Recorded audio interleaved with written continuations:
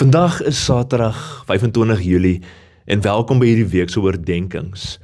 In 'n wêreld vol konflikte, ekonomiese uitdagings, politieke verdeeldheid, tegnologiese ontwrigting en vinnige veranderinge soos ons in 2026 beleef, herinner hierdie week se dagstukke ons dat God se vrede en hoop nie wankel nie. Hy bly ons vaste anker. Vandag se teksgedeelte staan ons by Psalm 121 stil. En ek wil jou graag uitnooi om deur die verloop van die dag die volle teksgedeelte van Psalm 121 te lees. Maar vanoggend lig ek ook vir ons uit vers 1 en 2 wat die volgende sê: Ek slaan my oë op na die berge, waar sal my hulp vandaan kom? My hulp is van die Here wat hemel en aarde gemaak het. Nou hierdie geliefde pelgrimspsalm ken ons goed. En dis geskryf vir mense op reis, net soos ek en jy.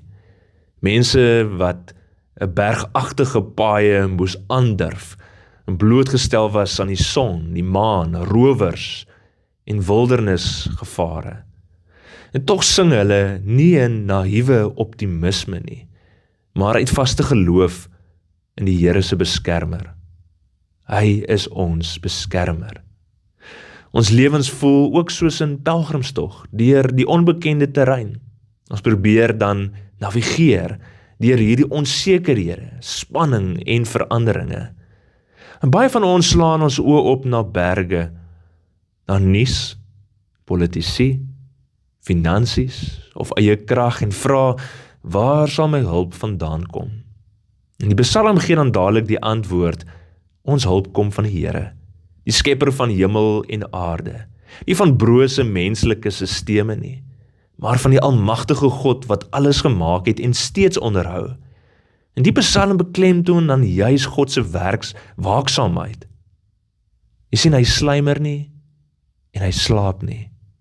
Terwyl ons nags wakker lê oor die toekoms van ons kinders, ons land of globale konflikte, bly hy wakker. Die Here is jou bewaring as jy uitgaan na jou werk, jou studies of nuwe uitdagings, en as jy inkom, terug huis toe, na veiligheid of rus. En hierdie belofte geld van nou af tot in ewigheid.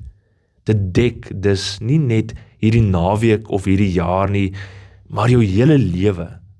In 'n tyd waarin baie mense angstig reis deur die lewe, letterlik en figuurlik.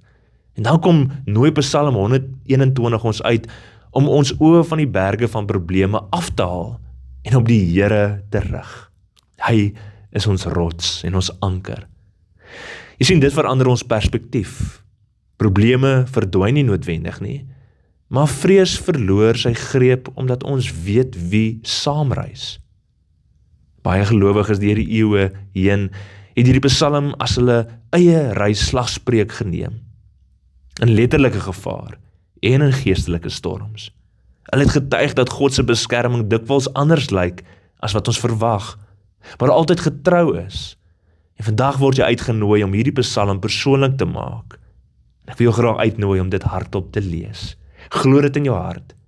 Laat dit jou vul met hoop en vrede, te midde van onsekere tye. Jy is nie alleen nie. Jy is nie alleen op hierdie pelgrimstog nie. Kom ons bid saam. Here, ons slaan ons oë op na U, want ons hulp kom van U alleen. Amen.